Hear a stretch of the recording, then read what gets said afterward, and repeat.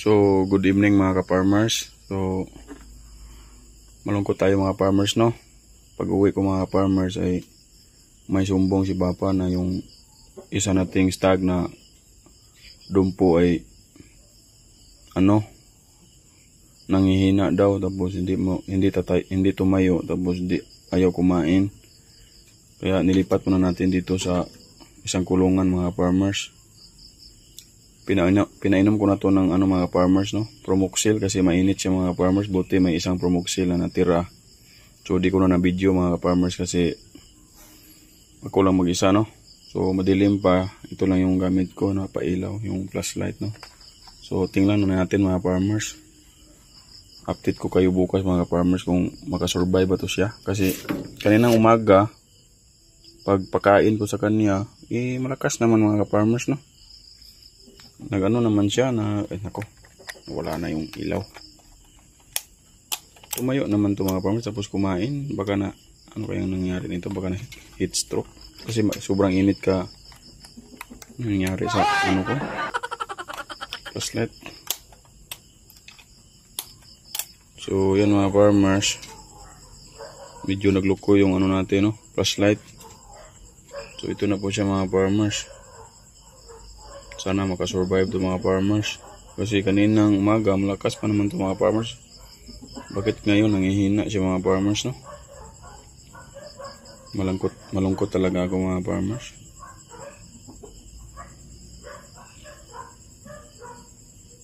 Binigyan ko tayo ng Promoxil mga farmers. Tapos malakas yung hinga niya mga farmers, no? Kung napapansin nyo,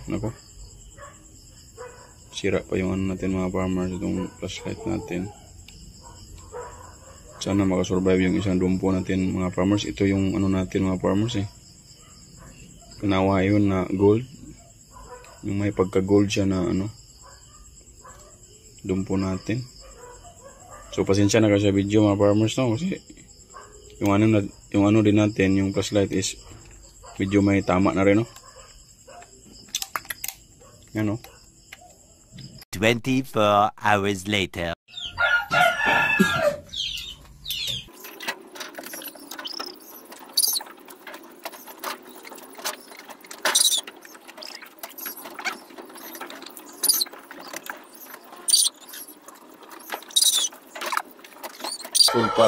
Sulfur QR.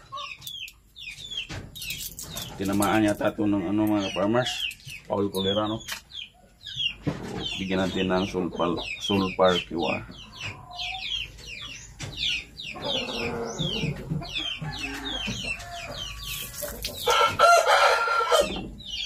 Tapos mayroon tayo, no? Promoxil. Ito muna bibigay natin sulfur. Tapos ito naman mamaya itong Promoxil. So, painumin na natin ng tubig para yung madaling matunaw yung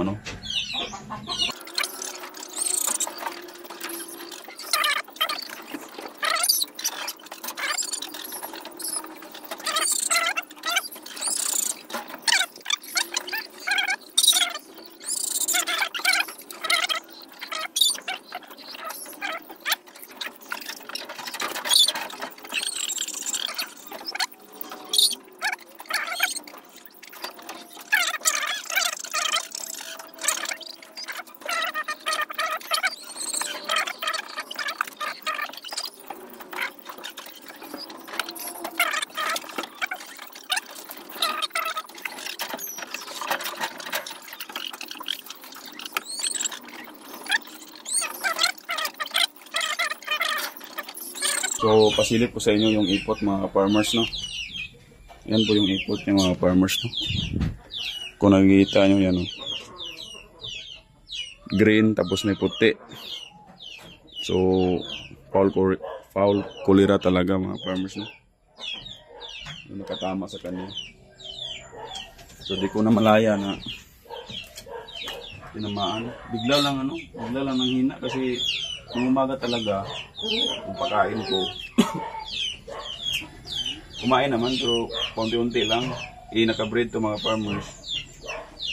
Pag silip ko naman sa kainan nila is ubos naman. Kaya pala ubos kasi nandun yung isa, yung pulit natin, no? Yung hen. Siya pala eh, hindi na kumakain. Tapos medyo hindi na natutunawa, no? So, yan. Mamaya-maya, check naman natin to ng ano.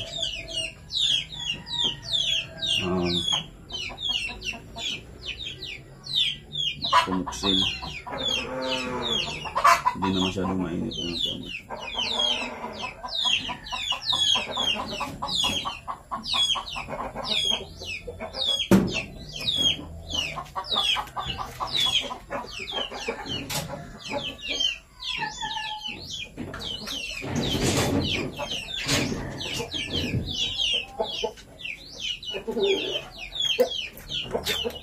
So, basahin na lang natin konti itong ulo mga farmers para medyo malamig yan siya, no? Ulo tapos yung ibang katabong para malamig yan. Kasi mainit eh.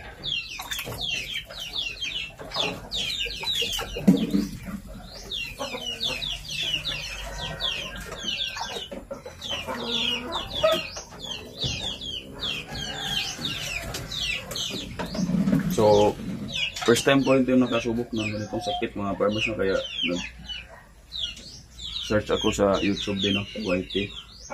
So, nakita ko ganitohin nila mga farmers, tapos QR, tapos Sulfar QR, tapos Promoxil yung binibigyan nila, no? So, sinaya lang natin mga farmers kasi first time din natin nakasubok ng ganitong sana makasurvive. Yan, para malamig.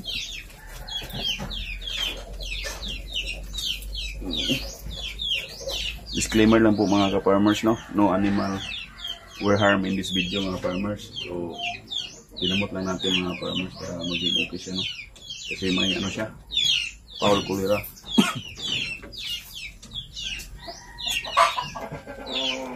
So, takpan natin itong droppings niya para pag iipot siya ulit, makikita natin kung ano yung mga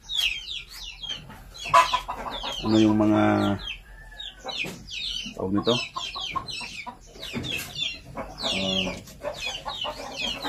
yung resulta, no, na ginamot na natin, kung may kaibahan ba sa mga ikot niya.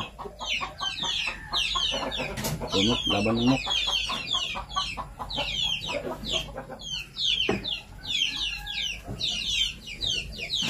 Mamaya, bigyan natin ng Promoxil. Yung mga siguro 11 o'clock, bigyan natin ito ng Promoxil. Sulfar muna. Kasi grabe na ito mga farmers eh. Kaya bigyan natin ng ano, madami din gamot.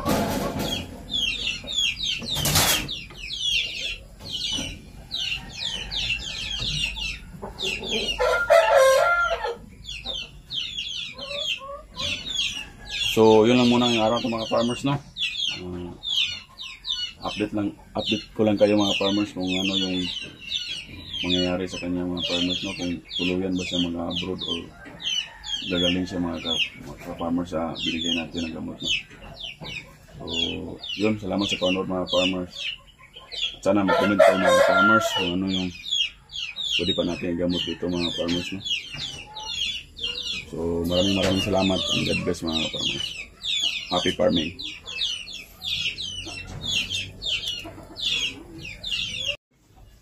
So, ito po siya mga farmers, no? Medyo maangat na yung ulo niya mga farmers.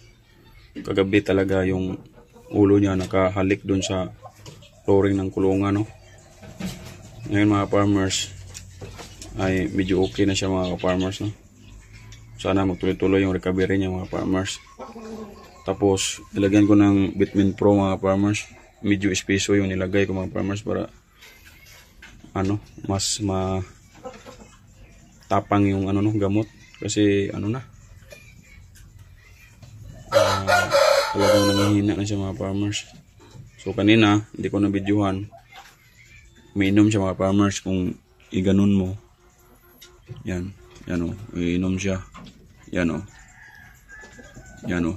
Lakas uminom mga ka-farmers. Yan o. Yan. Sige Nok. Laban lang Nok. Tapos nilagyan ko ng konting patuka dito. Inaano ko kung tutuka ba siya. Ayaw. So mamayang gabi siguro i-ano natin to. Hand feeding no. Tayo yung papakain sa kanya. Isusubo natin yung pagkain mga farmers para naman magkalaman yung kanyang butse.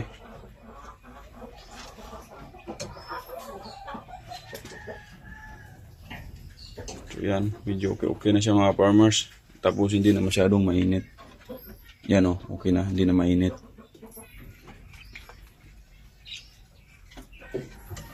So yan yung update natin no. Sana magtutuloy yung recovery ng ating dumpo na may ng gold. Inom pa Nok.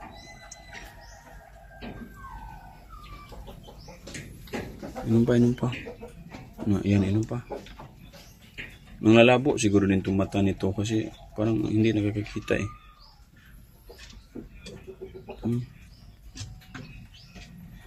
So yan lang muna yung update natin mga ka-farmers no. Lagyan ko ng plywood para hindi masyadong malamig dun sa ibaba no. Kasi may kawang dito. Lagyan ko ng plywood para hindi din siya mahirapan. 24 hours later.